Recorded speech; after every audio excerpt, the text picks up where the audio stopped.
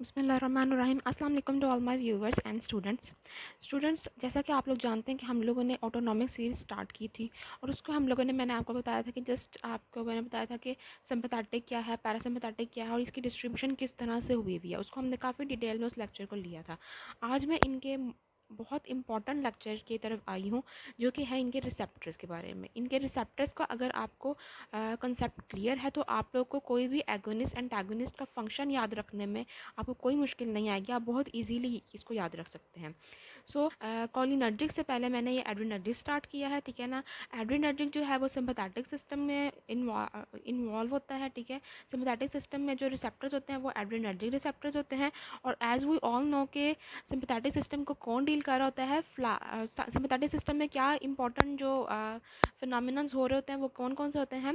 Fight का, flight का and freight का। मतलब इस तरह के रिस्पॉन्सेज को जब आपकी बॉडी में इस तरह के रिस्पॉन्सेज जब ट्रिगर होते हैं तो आपकी बॉडी में जो रिस्पॉन्स होता है वो कौन किन के ज़रिए शो होता है, वो एड्रिनर्जिक रिसेप्टर्स के और एड्रिनर्जिक हार्मोन्स के ज़रिए होता है, ठीक है। तो अब इनको ये अल्फ़ा और बीटा के कन्फ्यूजन में जाने से पहले सबसे पहले मैं आपको ये थोड़ा सा एक निमोनिक याद करवा दूँ, ABCD, ठीक है। ऐसा ही है।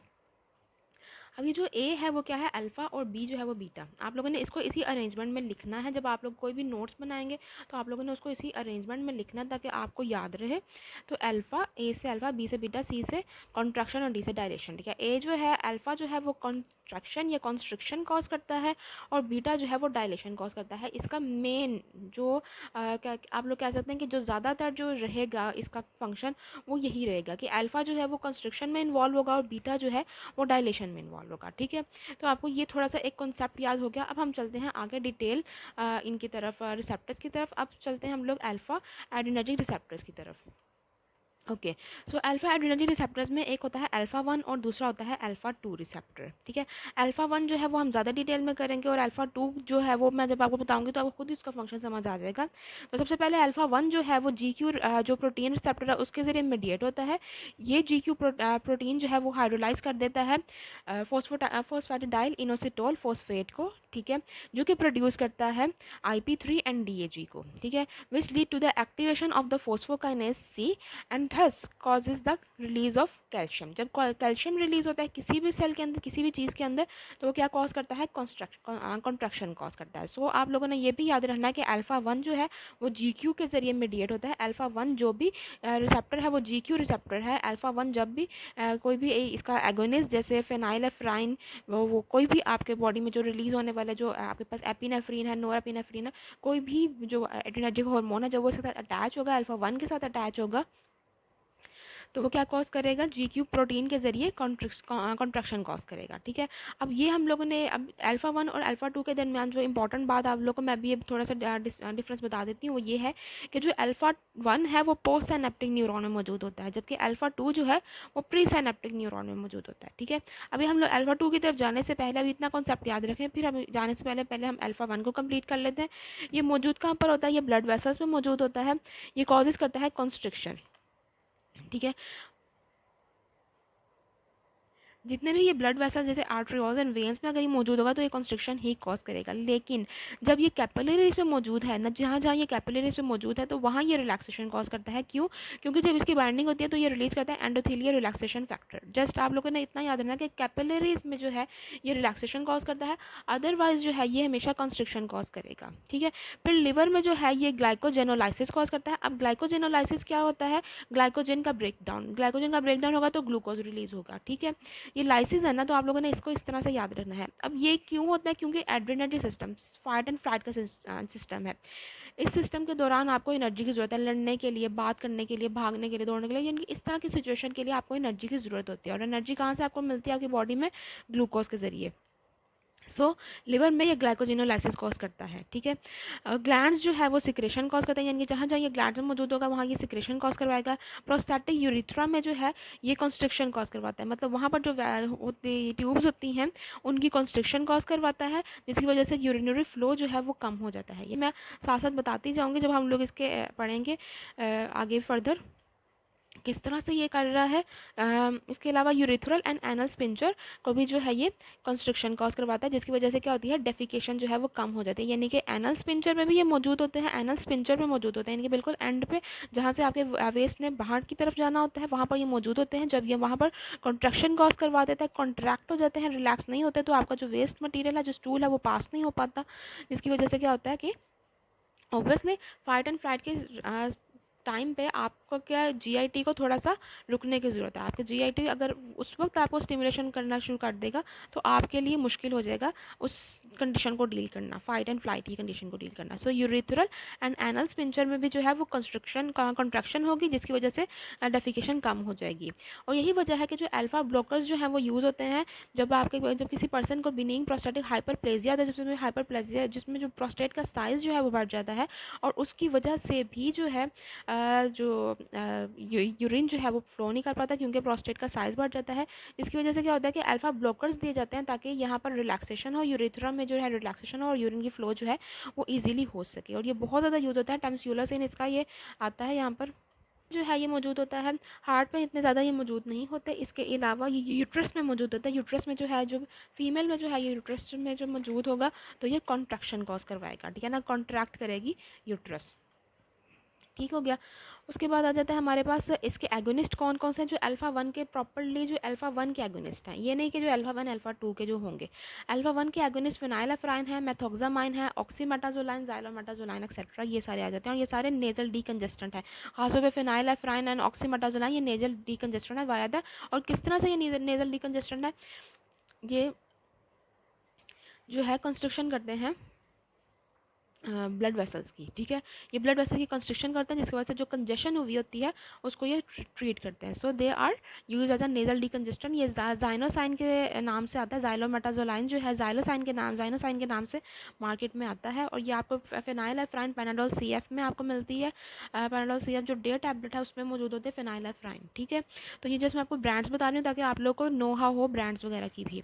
इसके अलावा एंटागोनिस्ट आ जाता है। एंटागोनिस्ट में आ जाता है प्राजोसिन, डॉक्साजोसिन, एंटाराजोसिन। इसके अलावा आपके पास टैमस्यूलोसिन आ जाता है, जो कि मैक्स फ्लो टैबलेट के नाम से या मैक्स फ्लो कैप्सूल के नाम से मार्केट में आता है। ये बहुत इंपॉर्टेंट, बहुत ज़्यादा रनिंग आइटम है। 0.4 मिलीग्राम इसकी आती है पोटेंसी, ठीक है।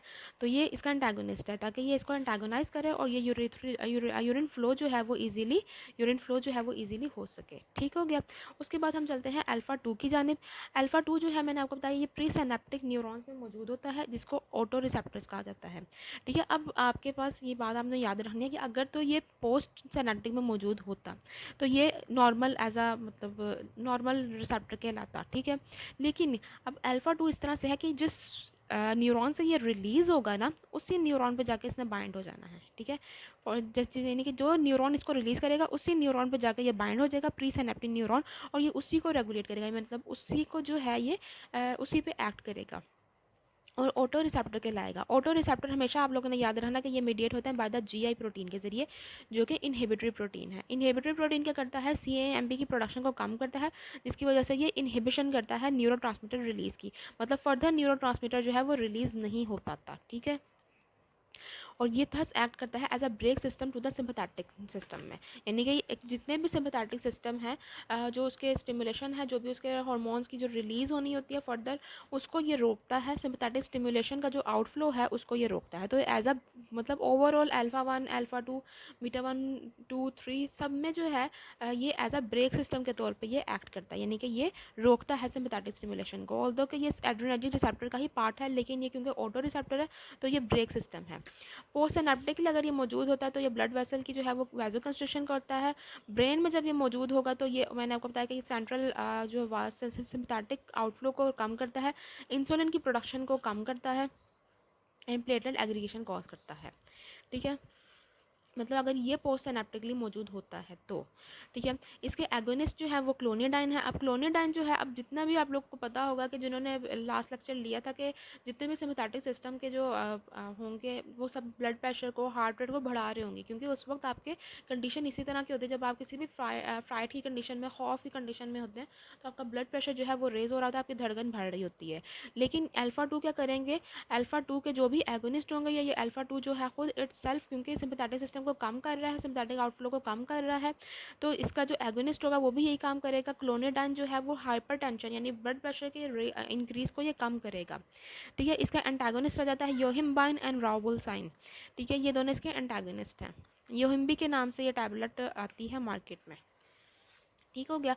अब हमारे पास अल्फ़ा, आई होप ये आपको बिल्कुल क्लियर हो गया होगा कि अल्फ़ा जो है वो क्या चीज़ है। अल्फ़ा एड्रेनर्जिक रिसेप्टर्स वगैरह के बारे में आपको सारी इन्फॉर्मेशन मिल गई होगी, ठीक है। उसके बाद आ जाता है बीटा एड्रेनर्जिक। बीटा एड्रेनर्जिक किस तरह से स्टिमुलेट होता है, वो GS के जरिए स्टिमुलेट होता है, और GS होता है स्टिमुलेटरी प्रोटीन। GS जो है वो स्टिमुलेशन कॉज करता है, ये कॉज करता है CAMP की प्रोडक्शन को बढ़ाता है। अब CAMP की प्रोडक्शन को बढ़ाएगा तो ऑब्वियसली सारा जो है ये जो है स्टिमुलेट करेगा, जिसमें सेल में ये मौजूद होगा उसको स्टिमुलेट करेगा, क्या नाम, यानी रिलैक्सेशन कॉज करेगा। लेकिन जस्ट हार्ट को ये कॉन्ट्रैक्ट करता है, ये थोड़ी सी एक्सेप्शन है, ये आपको याद रखनी पड़ेगी कि ये हार्ट को जो है ये कॉन्ट्रैक्ट करता है। बाकी हर जगह जहाँ पर भी मौजूद होगा ये हर सिस्टम को रिलैक्स करता है, ताकि कोई भी सिस्टम जो है वो इंटरफेयर ना करे फाइट एंड फ्लाइट की कंडीशन को, ठीक है। अच्छा, अब आप लोग के पास बीटा 1, बीटा 2 एंड बीटा 3 आ जाता है। अब आपको याद किस तरह से रखना है कि हार्ट पे कौन से मौजूद हैं, लंग्स पे कौन से मौजूद हैं। इसके लिए आप लोग को थोड़ी सी निमोनिक याद करनी पड़ेगी कि 1, अब हार्ट दिल आपका एक होता है, ठीक है। तो हार्ट और लंग्स के दरमियान जो कन्फ्यूजन है उसको करने के लिए ना मैं आपको बता देती हूँ। हार्ट जो है वो एक होता है और लंग्स जो है वो 2 होते हैं, ठीक है। तो बीटा 1 जो है वो आप लोगों ने याद रखना है कि वो हार्ट पे है, और बीटा 2 जो है वो लंग्स पे है। बाकी आप लोग को खुद जो है वो थोड़ा बहुत इस तरह से भी आइडिया होगा कि बीटा 1 जस्ट हार्ट पे है और आपके पास किडनी में मौजूद होता है, ठीक है। बाकी जितने भी ज़्यादा जो जहाँ बॉडी में ज़्यादातर जो रिसेप्टर्स मौजूद है वो बीटा 2 रिसेप्टर्स है। बीटा 3 और बीटा 1 की इतनी अकरेंस नहीं है। जो हार्ट और आपको मैंने लंग्स का बता दिया, वो आप लोग इसी तरह से याद रख सकते हैं। हार्ट एक तो बीटा 1 वहाँ पर मौजूद है, और लंग्स 2 होते हैं तो बीटा 2 वहाँ पर मौजूद होते हैं। इसके अलावा बीटा 1 जो है वो किडनी में भी मौजूद होता है, क्योंकि किडनी में कहाँ पर जो neuronal cells of the kidney में भी मौजूद होता है, और रेनिन की सिक्रेशन को ये बढ़ाते हैं। बीटा 2 जो है हार्ट में, मैंने आपको बताया था कि ये कॉन्ट्रैक्शन का कॉन्ट्रैक्ट करता है हार्ट को, तो ऑब्वियसली हार्ट रेट को बढ़ाएगा, और उसका एडवर्स इफेक्ट अगर हम लोग बीटा एगोनिस्ट का एडवर्स इफेक्ट क्या हो सकता है, वो हो सकता है टैकीकार्डिया, वरना ये हार्ट रेट को बढ़ाता है नॉर्मली तौर पे। फिर आ जाता है लंग्स में ब्रोंको डायलेशन, ये कॉज करेगा, क्योंकि हमने पढ़ा है कि जी बीटा है तो वो डायलेशन कॉज करता है, सो ब्रोंको डायलेशन कॉज करता है। GIT है, वहाँ पर भी इसने रिलैक्सेशन कॉज करनी होती है। यूट्रस को भी ये रिलैक्स करता है। लिवर के जो है वो ग्लूकोज प्रोडक्शन को बढ़ाता है। ऑब्वियसली लिवर तो एक वर्किंग एरिया ना, ठीक है, उसने तो मेटाबॉलिक एरिया, उसने तो मेटाबॉलिज्म करना या नहीं करना, उसके 2 काम हो सकते हैं, रिलैक्सेशन एंड कंट्रैक्शन उसका काम नहीं है। तो लिवर में ये ग्लूकोज की प्रोडक्शन को बढ़ाएगा।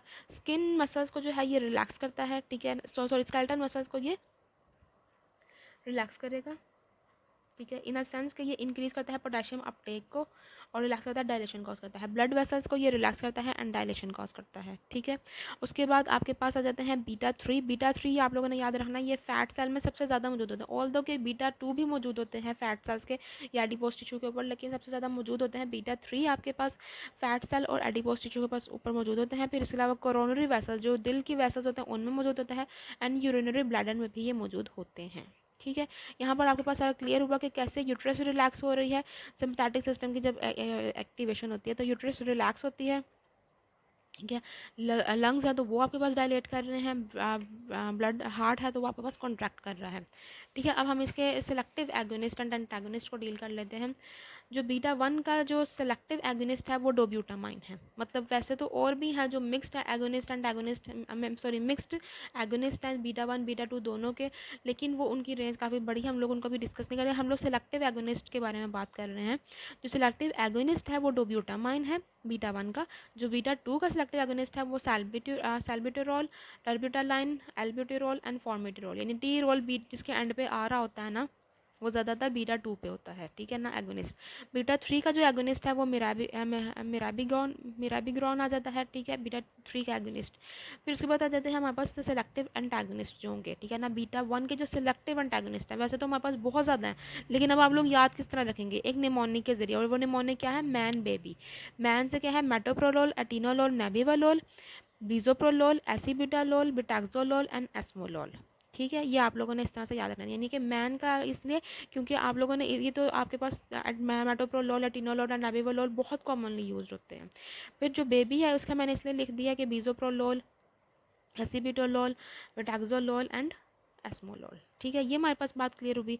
जो एस्मोलोल है वो बहुत ज़्यादा शॉर्टर एक्टिंग है, ये भी आप लोगों ने पॉइंट याद रखना है। जो एसिब्यूटालॉल है और आई थिंक बिटाक्सोलॉल, ये दोनों एगोनिस्ट एंटागोनिस्ट दोनों इनकी नेचर है, एगोनिस्ट भी है एंटागोनिस्ट भी, और ये इतने एफिकेशियस नहीं है जितने बाकी होते हैं एंटागोनिस्ट। अल्फ़ा टू का सॉरी बीटा टू का अगर हम लोग देखें, फिर जो बीटा टू पे एक्ट करता है जो एंटागोनिस्ट होता है वो अल्फ़ा मिथाइल प्रोपेनॉल आ जाता है, प्रोप्रानोलॉल आ जाता है, अल्फ़ा मिथाइल प्रोप्रानोलॉल, ठीक है। और जो बीटा थ्री है इसका अभी आइडेंटिफाइड प्रॉपरली नहीं हुआ। So this is all about adrenergic receptors, किस तरह से एड्रेनर्जिक रिसेप्टर डिस्ट्रीब्यूटेड होते हैं आपकी बॉडी में और वो किस किस तरह के फंक्शन परफॉर्म कर रहे होते हैं। जिन लोगों को ये लेक्चर लेना है वो ऐसे भी ले सकते हैं, उनको ऐसे भी समझ आ जाएगी, लेकिन जो ऑटोनॉमिक मैंने लेक्चर का एक बनाया है वीडियो, वो बहुत इंपॉर्टेंट है, ऑटोनॉमिक नर्वस सिस्टम, वो भी आपने ज़रूर लेना है ताकि आपको क्लियर हो कि सिंपैथेटिक किस किस मामला में इन्वॉल्व होता है और पैरासिम्पैथेटिक किन मामला में इन्वॉल्व होता है, और इसके कौन कौन से न्यूरॉन्स हैं, किस तरह से इसकी डिस्ट्रीब्यूशन है सिम्पैथेटिक की पैरासिम्पैथेटिक की, इनके न्यूरॉन्स कैसे हैं। तो ये आपको सब कुछ याद करने में बहुत आसानी होगी जब आप लोग मेन ड्रग्स की तरफ जाएंगे, उस वक्त आपको ये बहुत आसानी होगी। सो जिनको ये लेक्चर पसंद आया हो वो ज़रूर सब्सक्राइब कीजिएगा मेरे चैनल को। अंटिल नेक्स्ट वीडियो, अल्लाह हाफिज़।